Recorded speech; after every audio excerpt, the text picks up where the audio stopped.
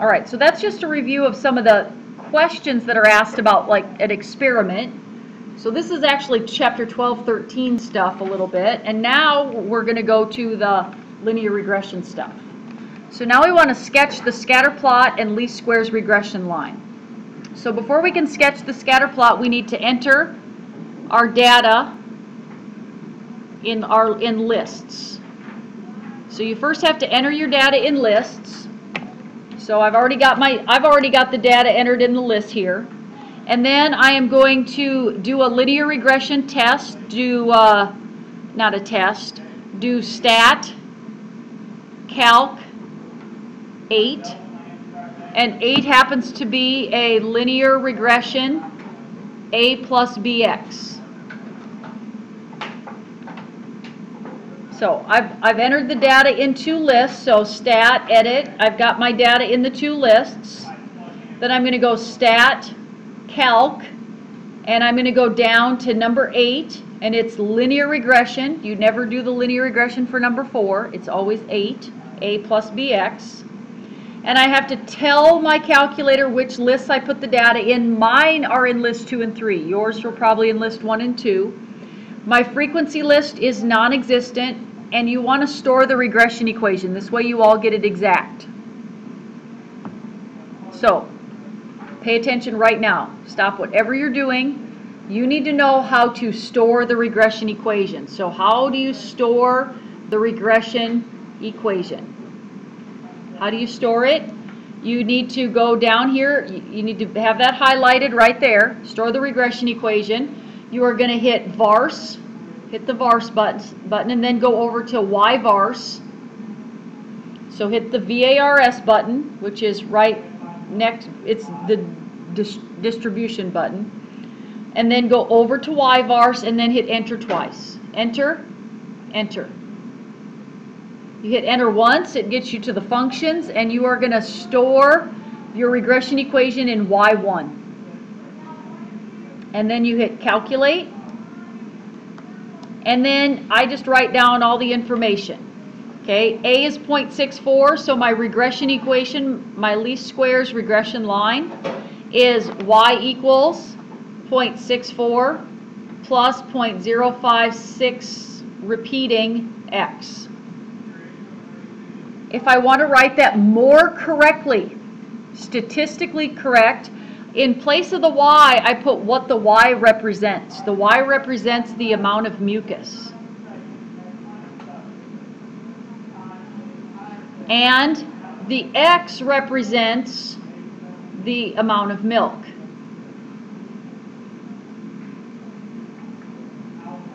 And by writing your regression equation this way, it can make your life a whole lot easier when you have to describe what the slope means and that kind of thing. Also, r squared is 0.0567, and r, the correlation coefficient, is 0.238. So r, if we review, is the correlation. That's the correlation. R squared is just that value squared.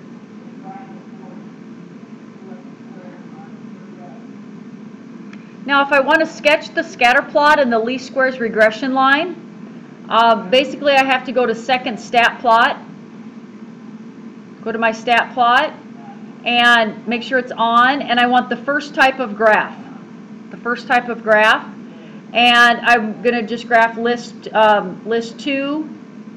and list 3 is where my data is, and then just pick any value, any picture you want. If you just hit zoom 9, it automatically zooms it, and it puts the scatter plot. And since you did this part, storing the regression equation, it'll also graph the least squares regression line too. So if I hit trace, basically I want to do a good sketch. When you sketch a least squares regression line, your x-axis should be labeled. This is the amount of milk. And I can easily 0, 1, 2, 3, and 4 were the different amounts of milk. And the y-axis is the amount of mucus in ounces. And I mean, here's 1, and this would be 1.5 and 0.5. So if I can hit trace, and I can see that that one's at 0.7, so that'll be kind of my reference, and I just put the dots. Notice there's 3 dots above each of 0, 1, 2, 3, and 4, as there should be. So you're just going to roughly sketch the dots. You're not trying to make an exact scatter plot, but just a rough sketch of what it looks like, and the least squares regression line in there.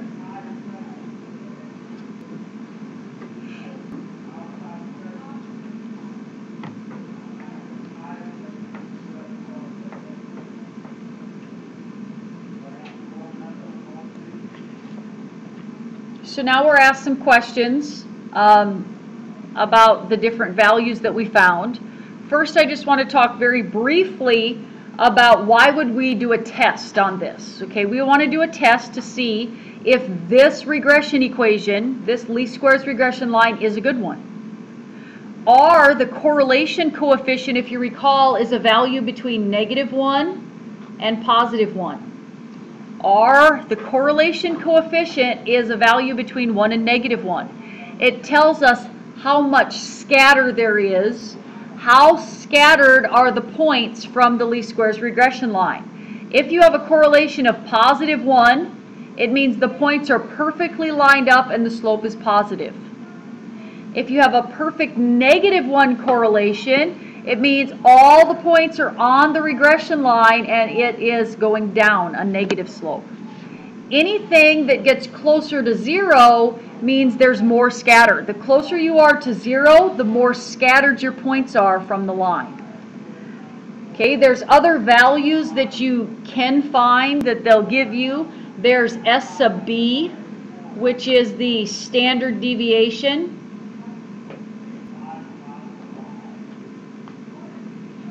Of the slope. That's something we'll need for our test. And there's S sub E, which is the standard error, standard deviation.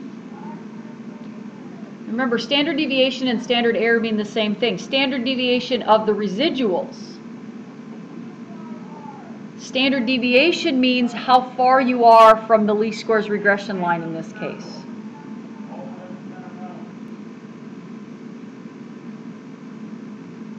So we want to answer the question, how good is our regression line? Is there truly a relationship between amount of milk you drink and the amount of mucus? Okay, so our test is going to tell us that. We're not going to do the test yet. That's on the next few pages. Right now, we're still reviewing. If I want to interpret the slope of the least squares regression line in the context of the problem, we did this question before. The slope, what number up here is the slope? Where's the slope of a line located? This is algebra 1. It's 0.056. So the slope, which we call B, is 0.056. Repeating. The way we write slope according to algebra is rise over run. So the rise in this case is 0.05. We can just call it 0.057. And the run, what is the run? 1. To describe the slope in the context of the problem, I am simply describing how far I go in the x and the y direction. So rise is the y, run is the x. So I always start out by talking about the x. For every 1 increase in the x value, okay, what's our x value represent this time? X is what? Amount of milk. X is the amount of milk. So for every 1 increase in the amount of milk, y, and what's our y?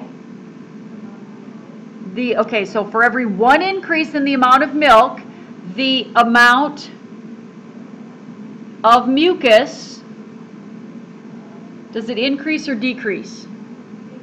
How do you know it increases?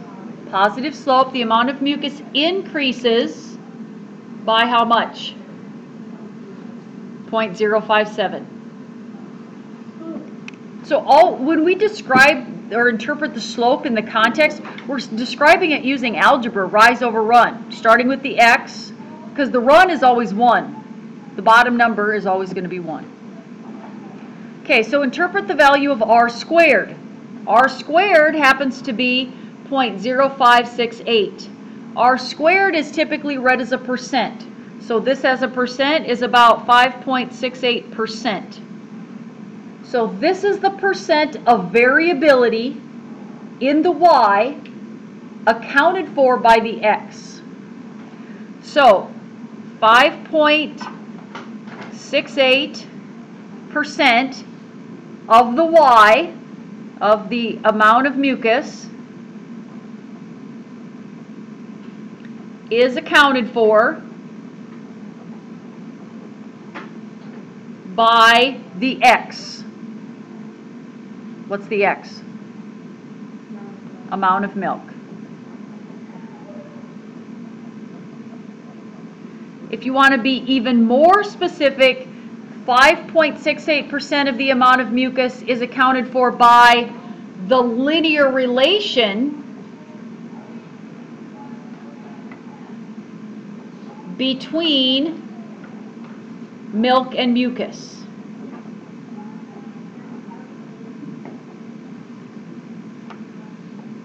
This one is kind of, it helps you understand it, but this is more correct.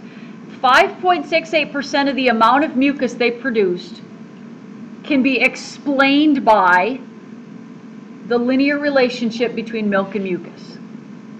So in other words, does the amount of milk you drink have a really big part of how much mucus you make? No, only about 6%, 5.6% of the amount of mucus you make would have, in this scenario, is accounted for by drinking milk.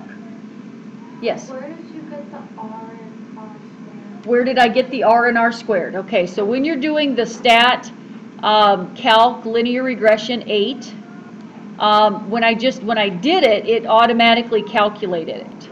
So if you don't have that on your calculator, here's how you get it. You're going to have to go to second catalog. So you have to go to second catalog. So here's the second button, and catalog is right above 0. And you're going to need to go down to diagnostic on. So just go down to the D's.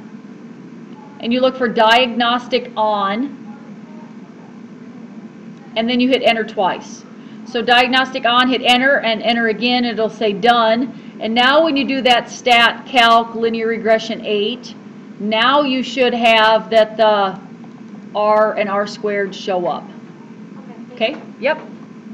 And that, we did that back in chapter 7 too, but if you've maybe changed batteries or taken your batteries out, then you have to do it again. So, all right, so now we need to interpret the value of S, which is 0.35 in context. Now S is the same as S sub E. And what did I tell you S sub E was earlier? Standard error of the residuals. So the residual is how far, basically how far away, if we go back up to here, this is a residual. Y minus Y hat. So a residual was Y minus Y hat. The observed minus the predicted. Observed is the ones you had in your experiment. Predicted is the ones on your regression line. So, in other words, you find all of these distances between the observed and the expected, between your data and the line, and then you find their standard deviation. So this represents the average distance each observed value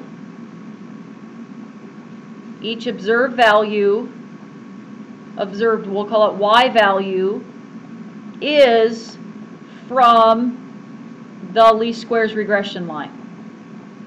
So the standard error is the average distance each observed Y value is from the least squares regression line. And the standard error of the residuals had a formula. It was the square root of the sum of the squared errors, y minus y hat squared,